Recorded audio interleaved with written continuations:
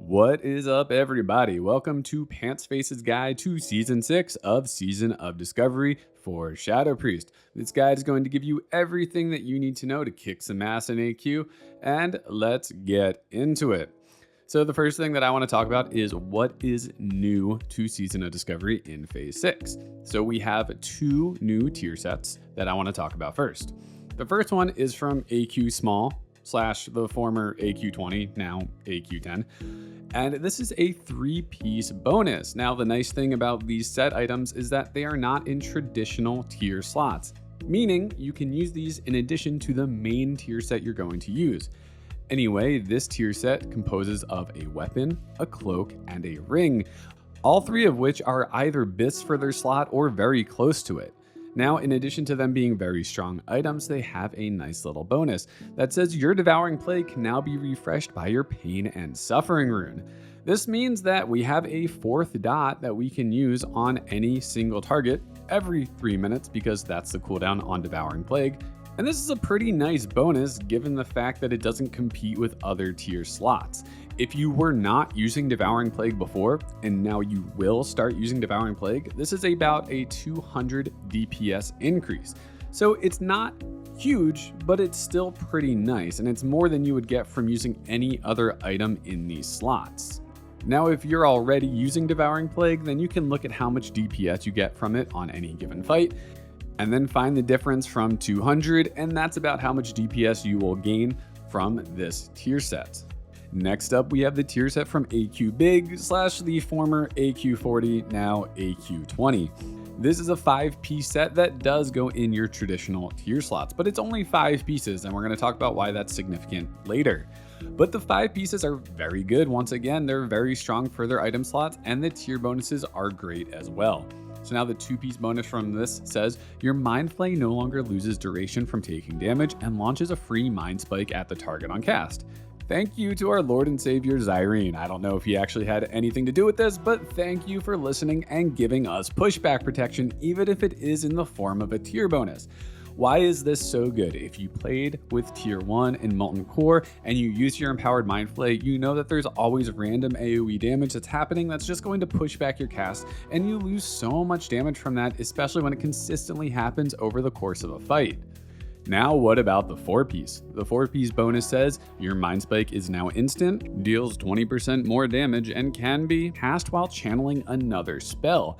That is a crazy amount of modifications to Mind Spike and is crazy strong as well, and let's talk about why.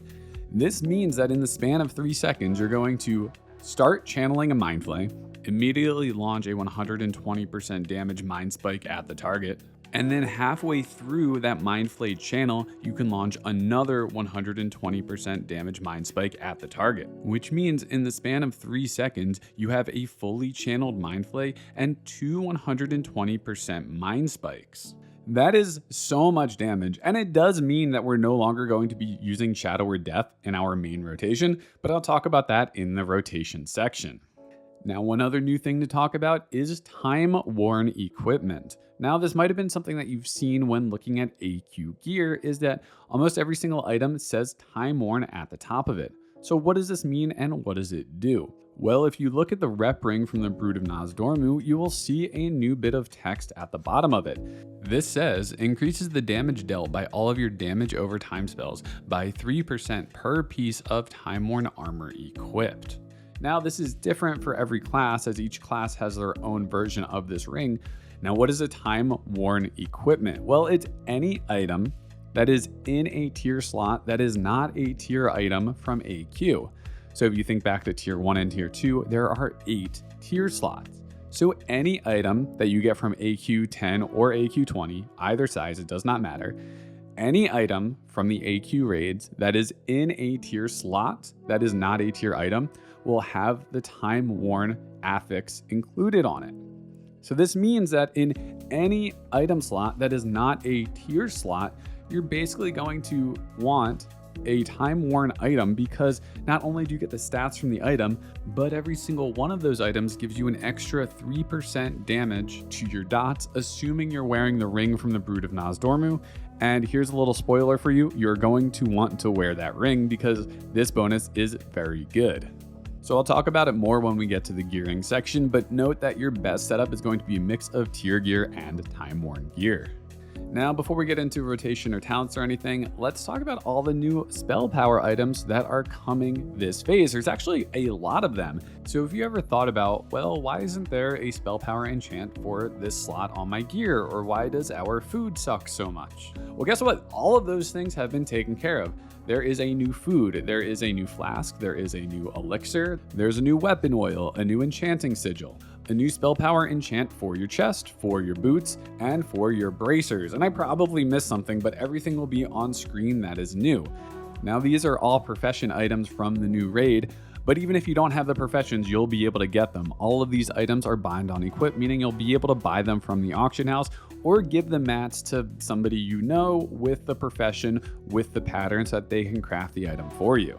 Good job, Blizzard. You're finally making casters not look like the second tier citizens that you used to think they were. Okay, now let's talk about talents for this phase, and talents for once are actually extremely important depending on what set you're going to do. If you want to use the BIS setup, that's using the new sets from AQ, then your talent setup is going to be extremely similar to what we've used in the past. Here, all you really care about is getting Shadow Form and Inner Focus, and then the rest of the points can be wherever you want them to be. My goal with my current setup is maximum threat reduction, but you can move 2 points out of Silent Resolve and put them into Meditation if you want that extra mana regen, though I don't think it's necessary. Now let's talk about the other setup, and this is only going to be if you want to use tier 2 or tier 1 in this phase, because with these setups you actually want 5 out of 5 in improved Mind Blast. Now I'll cover this more in the rotation section, but we're actually going to introduce Mind Flay clipping into the optimal rotation with these sets. Note that these sets still sim worse than full BIS this phase, which is using tier 2.5 from AQ. So to be optimal this phase, you do not need to do any Mind Flay clipping. But if you want to, the option is there for you. These sets will be about 300 to 400 DPS, worse than using true BIS, but they are a little bit of a more interesting rotation. So that option is available to you if you want it. But again, the only difference here is that we're going for 5 out of 5 in improved Mind Blast. That is necessary for these sets to function with Mind Flay clipping. Now let's talk about rune setups. In your true BIS setup, you do not need Shadow or Death. You could always just run Mindseer. Since I speedrun, I will probably just run with Mindseer all the time because I can cast Mind Spike on the move now. Now, if you're using tier 1, you're going to have the same exact rune setup if you're Mind Flay clipping, as Shadow or Death will not be a part of your rotation with that setup. The only setups where you want Shadow or Death is if you're running tier 2 with Mind Flay clipping or tier 1 with no Mind Flay clipping.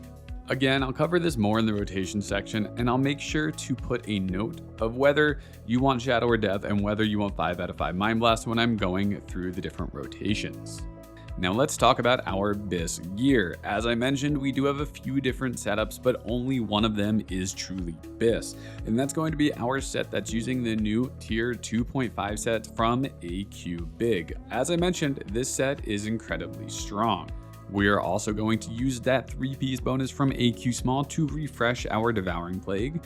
And we're going to have 3 pieces of Timeworn equipment. We finally get a new offhand, so praise our Lord and Savior Zyrene for that one. Now, every item this phase is new outside of our trinkets. Cassandra's Tome and Talisman of Ephemeral Power are still BIS, but the new trinket Eye of Mom is also very good, especially on fights where you don't get multiple uses of Talisman of Ephemeral Power. So any fight under a minute 30 is going to favor Eye of Mom. But these trinkets are all very close in power. You could even run a setup where you have Talisman of Ephemeral Power and Eye of Mom and remove Cassandra's Tome.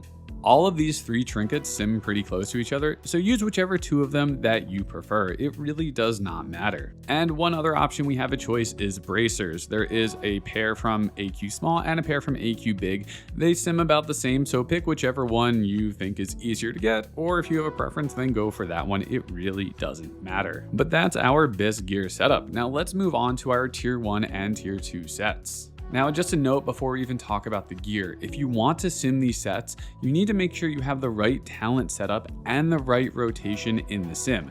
Each of these sets is going to require a specific setup for those 2 settings. And if you use the wrong rotation or talent setup, it can greatly skew your DPS when simming. So if you ever want the proper setups to these sets, I have links in the video description for you to use. Okay, now let's talk about tier 2. Now, of course, we're going to have the tier 2 6-piece because that's where all of the power in this set comes from. But we also use the 2-piece from AQ Big and of course the 3-piece from AQ Small. The only other major difference from this set to the previous set is that the ring has changed because we're no longer using any Timeworn Gear, so we don't need the Brood of Nozdormu ring. There is just a stronger standalone ring, so we're going to use that instead. And now the tier 1 gear is the exact same as tier 2, except of course you have core forged tier 1 instead of the tier 2 set. So I have to commend Blizzard for making these options available because they're finally starting to understand what Shadow Priests want out of the class instead of just being a mana and healing battery that does 900 DPS when everybody else is doing 4K. Okay, now before we get into the rotation, let me actually explain what Mind Flay clipping is for those of you who don't know, as it's something we haven't had to do in Season of Discovery so far. Now, with these new set bonuses we're getting from tier 2.5, the front half of Mind Flay is actually going to be a lot stronger than the back half if you don't have the tier 2 4-piece. That's because when you start a Mind Flay cast, it's going to launch a Mind Spike at your target. So this means instead of fully channeling a Mind Flay, we kind of want to start and stop Mind Flays over and over again for more damage that includes that free Mind Spike. So if we look at a 6-second example where we might channel 2 back-to-back Mind Flays of 3 seconds apiece, instead we could clip these Mind Flays to get us 3 2-second Mind Flays. So this means after the second tick of Mind Flay happens in a cast, we would stop that Mind Flay and start casting a new one. Now when we compare the damage of these two side by side, 2 fully channeled Mind Flays versus 3 2-second Mind Flays, you'll see we have the same amount of Mind Flay ticks, but where we clip our Mind Flays, we actually get 1 extra Mind Spike. And if you do this consistently throughout a fight, it's going to add up to a lot of damage. So this is why Mind Flay clipping is going to be important if you want to play these suboptimal sets that don't use tier 2.5 4-piece. All right, now let's talk about rotation. The opener is pretty much going to be the same no matter which items you choose to use, so let's talk about that first. Before the pull, you're going to use your strongest on-use trinket. So if you have a Talisman of Ephemeral Power equipped, it's going to be that. But if you swapped it out for the Eye of Moam, then you're going to use that. If you have them both equipped, then use Talisman of Ephemeral Power first, because you're going to want to snapshot your dots with the highest spell power possible. So 1.5 seconds before the pull, you precast a Mind Spike. You use your on-use trinket, you cast Inner Focus, you cast Void Plague, then Shadow Word Pain, then Vampiric Touch. Then you use Cassandra's Tome and you cast Mind Blast into Mind Flay. Now hopefully the Mind Spike that comes from casting Mind Flay gets the benefit of Cassandra's Tome in the same way that Shadow Word Death would, but we haven't been able to play with this set yet, so I'm not sure if that's how it's going to work. Anyway, after the opener, the rotation is extremely simple. You will go through a rotation of casting Mind Flay, then halfway through that Mind Flay, casting Mind Spike. So you do that twice, so it'll be Mind Flay, Mind Spike while casting Mind Flay, Mind Flay, Mind Spike while casting Mind Flay, Mind Blast, and then repeat. And that's it. That's your entire rotation using this new set. Okay, now let's talk about the rotation when using tier 2. Now, as I mentioned, the optimal rotation for this set will use Shadow or Death, will use 5 out of 5 Mind Blast, and will use Mind Flay clipping. So after casting Mind Blast, we will have 5.5 seconds that we want to use before casting our next Mind Blast. That means we're going to fill this with 2 2-second Mind Flay channels, followed by a Shadow or Death. And that is going to be our rotation in between Mind Blasts. If you want to play this without 5 out of 5 in Improved Mind Blast and instead have 4 out of 5 in Improved Mind Blast, then you would just do 3 back-to-back 2-second Mind Flay channels. The DPS here is pretty much the same, so you can play it either way and not lose any damage. But if you want to play this set without Mind Flay clipping and using 4 out of 4 Improved Mind Blast, then you would just have 2 3-second Mind Flays back-to-back in between your Mind Blast. This will be about 600 DPS less than if you were clipping, but it's going to be a lot easier to play. Now, if you want to play with tier 1, it's going to be incredibly similar to tier 2. So if you want to play with 5 out of 5 Improved Mind Blast and do Mind Flay clipping, your rotation will look like this. You will cast Mind Blast, followed by your Empowered Mind Flay, followed by 2 2-second Mind Flays, followed by Mind Blast. Now, if you want to play with 4 out of 5 in Improved Mind Blast and with no Mind Flay clipping, then your rotation will be Mind Blast, followed by Empowered Mind Flay, followed by a fully channeled Mind Flay, followed by Shadow or Death, followed by Mind Blast. So you will use Shadow or Death as part of your rotation if you choose this path. And this doesn't lose you as much DPS as it does to not clip in tier 2, but you still lose about 300 DPS. So I have to say, it's pretty cool that we discovered Mind Flay clipping is back on the menu, because I know a lot of people really enjoyed that playstyle. But don't worry, if you don't enjoy it, you can just stick with the tier 2.5 from AQ, or you can even play tier 2 or tier 1 without clipping. Though you will do less damage, it isn't necessary to min-max your DPS to the fullest in SOD, so don't worry about it. Play what you want and have fun doing it. Now, one final thing I want to talk about is, when do we actually use Shadow or Death? Now, for some of the rotations, we do just have it as part of the rotation, so when playing those sets, of course you want to have Shadow or Death.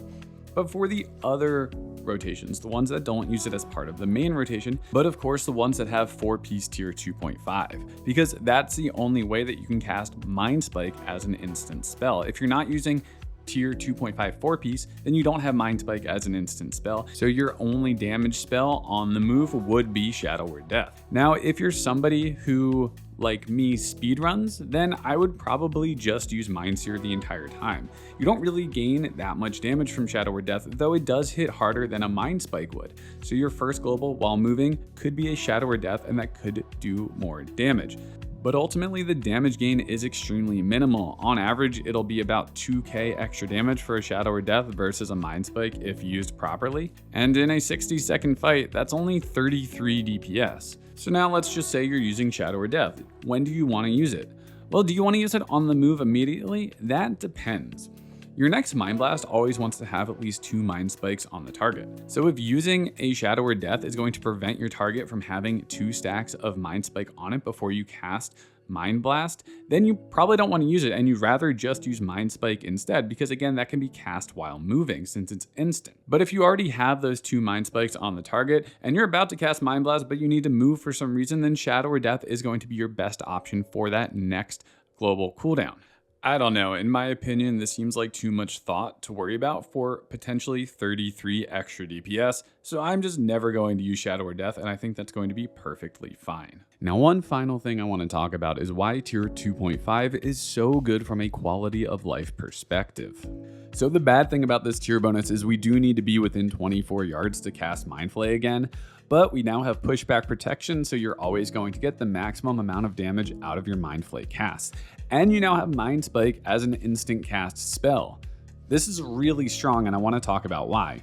Before, we only had Shadow or Death as an instant cast spell that did damage, so I'm not talking about dots. But now we can cast Mind Spike on the move. Why is this so strong? Yes, it's going to deal less damage than Shadow or Death would on an instant cast, but you can use it consistently, so you can use it multiple times without it ever going on cooldown, so that's nice. And it also refreshes our dots. So I think back to the Double Dragons fight in Blackwing Lair, and if you ever got the green affix that put a poison AoE around you that you had to run out of your group for, you probably had some dots fall off of your dragons while you were doing that. But with this tier set, you'll be able to cast Mind Spike on the move and constantly refresh your dots on the move. So this is never going to be a worry anymore. So this tier set is going to be bonkers strong from a damage perspective and from a quality of life perspective as well. Anyway, that's all I got for you in this guide. That should cover everything, but of course, if you have any questions, feel free to put them in the comments and either I or somebody else can help you out. Anyway, my name is Pantsface, and I'll see you in the next one.